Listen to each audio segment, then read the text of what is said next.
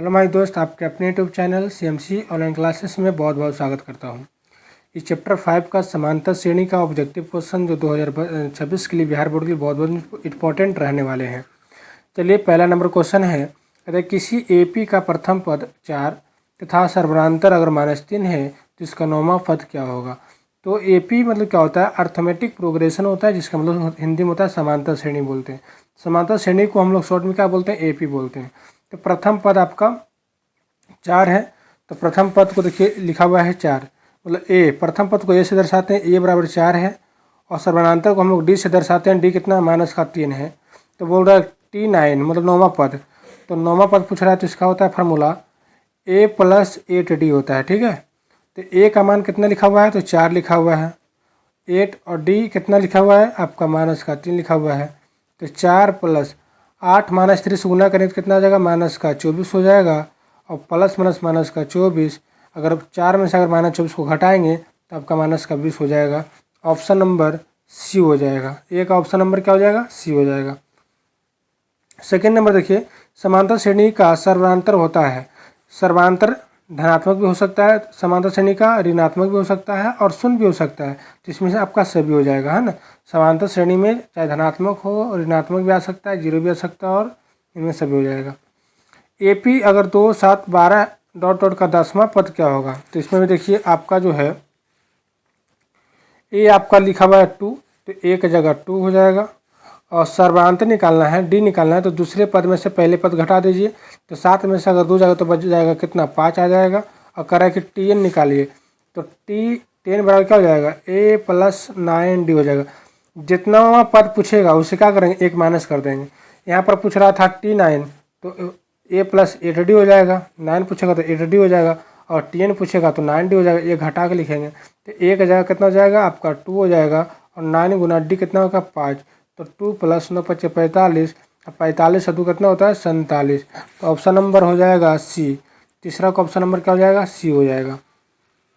चलिए 4 नंबर में चलते हैं। यदि AP के प्रथम पद A तथा समानांतर अगर D हो तो nवें पद का योगफल क्या होगा। इसमें nवें पद का योगफल होगा आपका ऑप्शन नंबर D हो जाएगा। n/2 बड़ी कोष्ट 2A + n-1 × D होगा, कोष्ट बंद हो जाएगा। तो आप याद कर लीजिएगा, जब भी आपका प्रथम पद अगर A और समानांतर अगर D हो तो n पदों का योगफल अगर पूछेगा तो आपको n/2 बड़ी कोष्ट 2A + n-1 × D हो जाएगा। चलिए ऑप्शन नंबर 4 का D। चलिए 5 नंबर क्वेश्चन में, किसी AP के क्रमागत पदों का अंतर को क्या कहते हैं। अगर क्रमागत अगर अंतर दे रहा है तो पदों का अंतर क्या कहते हैं, उसको सार्व अंतर कहते हैं ना, सार्व अंतर कहते हैं। 6ठा नंबर क्वेश्चन, चलिए क्या बोल रहा है, किसी AP के सर्वांतर को व्यक्त करते हैं। सर्वांतर को अच्छे से व्यक्त करते हैं हम लोग, D से इंडिकेट करते हैं ना, सर्वांतर को हम लोग D से इंडिकेट करते हैं। चलिए से AP 10, 7, 4 का 30वां पद बताइए। 30वां पद क्या हो जाएगा, तो हम क्या बोले थे, 30वां पद पूछ रहा है तो हो जाएगा A + 29D, है ना। तो पहले तो A कितना निकल जाएगा, तो A निकल जाएगा मेरा 10, और D क्या हो जाएगा, तो D निकालने के लिए क्या कीजिएगा, दूसरे पद में से पहले पद को घटा दीजिएगा, है ना। पहला पद आपका 10 है, दूसरा पद आपका 7 है, और तीसरा पद आपका 4 है। तो जब भी D निकालिएगा, सर्वांतर निकालिएगा, तो दूसरे पद में से पहले पद को घटाइएगा, तो आपका हो जाएगा -3 हो जाएगा। हमसे क्या पूछा है, T30 पूछा है, तो T30 क्या निकालेंगे, तो A + 29D कर देंगे, 29D, तो A + 29 गुना D का मान कितना हो जाएगा आपका -3 हो जाएगा। तो A का मान कितना है आपका 10 है, 29 या कितना होता है 9 × 27 के साथ हाथ में 2, और 3 दूनी 6 2 27, -87, तो 10 - 87 हो जाएगा, आपका हो जाएगा 77 हो जाएगा, -77 है। ऑप्शन नंबर 7 का C हो जाएगा, ठीक है। निम्नांकित में कौन सा समांतर श्रेणी में है। समांतर श्रेणी में वही हो सकता है जिसका सार्व अंतर सभी का बराबर होगा। दूसरे पद में से पहले पद को घटाएगा तो आपका 2 आएगा, और तीसरे पद में से अगर दूसरे पद को घटाएगा तो आपका 4 आएगा, समांतर श्रेणी नहीं होगा। समांतर श्रेणी में वही होगा जो आपका सर्वांतर बराबर आएगा, सभी का सर्वांतर कितना होगा, सेम आएगा। तो दूसरे पद में से अगर पहले पद को घटा दें तो कितना आता है, 3 में से अगर एक जाएगा तो बचेगा 2, और 9 में से 3 जाएगा तो बचेगा 6, ये भी नहीं है, इसको घटाइए। -6 में से अगर -10 को घटाएंगे तो कितना आ जाएगा आपका 4 हो जाएगा। और -2 में से अगर -6 को घटाएंगे तो हो जाएगा 4, ये आपका मिल जाएगा। तो आपका 8 का ऑप्शन नंबर डी हो जाएगा। चलिए 9 नंबर क्वेश्चन देखते हैं। किसी एपी के nवें पद को व्यक्त करते हैं, nवें पद को कैसे व्यक्त करते हैं, तो an में करते हैं। ऑप्शन नंबर 9 का बी हो जाएगा। क्वेश्चन नंबर 10, अनुक्रम an बराबर 2n+3 के प्रथम 4 पद निकालिए। जब भी ऐसा क्वेश्चन आता है करे कि अनुक्रम मतलब लगातार an बराबर 2n+3 के प्रथम 4 पद निकालिए, तो पहले n की जगह 1 रखिएगा, फिर n की जगह 2 रखिएगा। ऐसे करके क्या आप कितनों पद निकाल सकते हैं। तो पहले n की जगह 1 रखिए, तो 2 में अगर 1 से गुना करेंगे 2 आएगा, और 2 में 3 गुना तो कितना हो जाएगा 5 हो जाएगा। तो 5 यहाँ भी है शुरू में, 5 यहाँ भी है, तो देख लो। फिर 2 रखते हैं n की जगह, तो हो जाएगा 2 3 4, और 4 और 3 कितना हो जाएगा 7। इसमें मिल रहा है ऑप्शन नंबर 10 का ए हो जाएगा। 11 नंबर क्वेश्चन देखिए। AP -40 -15 10 35 डॉट डॉट का 10वां पद निकालिए। 10वां पद पूछा है, तो 10वां पद बराबर क्या हो जाएगा a + 9d हो जाएगा। तो a + 9d हो जाएगा, तो हो जाएगा a + 9d। तो a की जगह क्या रखेंगे -40 रखेंगे, और प्लस d निकालने के लिए क्या बोले, दूसरे पद में से पहले पद को घटा दीजिए। तो -15, तो 40 में से अगर -15 जाएगा कितना बचेगा आपका 25 हो जाएगा। तो 25 गुना कितना हो जाएगा 9 हो जाएगा। तो -40 प्लस 25 नवा कितना होगा 9 × 5 = 45 के 5 हाथ में 4, 9 × 3 = 18 4 22 225 हो जाएगा। और 225 में से अगर 40 को घटाइएगा तो आपका हो जाएगा 5, ये बच जाएगा कितना 12 में से 8 185 हो जाएगा आपका। तो ऑप्शन नंबर 11 का ए। कुछ नहीं, बहुत ईजी ये क्वेश्चन है, आप लोग एग्जाम में इस तरह का क्वेश्चन आते रहते हैं।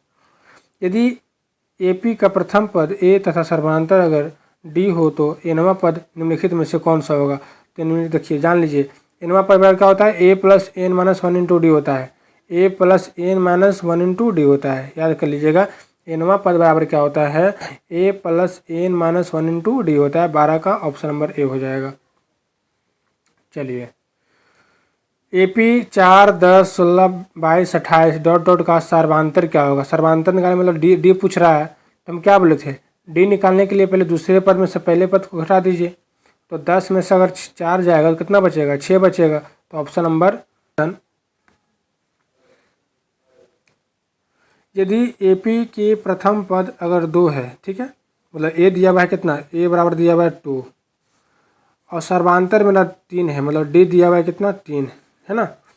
तो कह रहे हैं कि AP के 3 पद याद कीजिए। जब ऐसा पूछेगा कि AP याद कीजिए 3 पद, तो आप जान लीजिए, देखिए पहला पद ये हो गया, दूसरा पद हो जाएगा a + d हो जाएगा, तीसरा पद हो जाएगा a + 2d हो जाएगा। हमको कितना पद बोल रहा है 3 पद ना। तो अगर आप 3 पद निकालें तो एक जगह क्या रखेंगे, एक जगह कितना था, प्रथम पद कितना है 2 है ना, तो 2 हो जाएगा।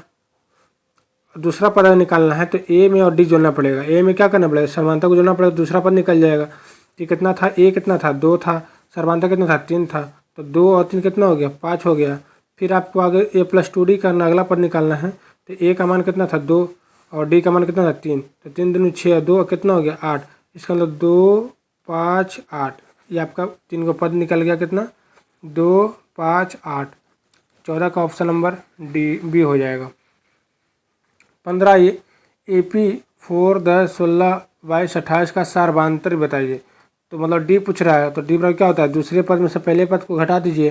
तो 10 में से अगर 4 जाएगा तो 6 होगा। ऑप्शन नंबर 15 का डी हो जाएगा। 16 नंबर क्वेश्चन आइए।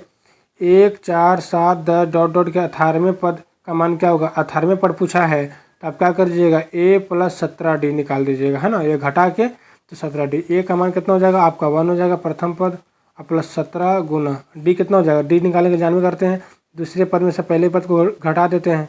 तो 4 में से 1 जाएगा तो 3 बचेगा, तो 3 हो गया। तो 1 + 17 तो 51, 51 में अगर 1 जोड़ेंगे तो कितना हो जाएगा आपका 52 हो जाएगा। ऑप्शन नंबर 16 का डी हो जाएगा। लास्ट क्वेश्चन है इस वीडियो का।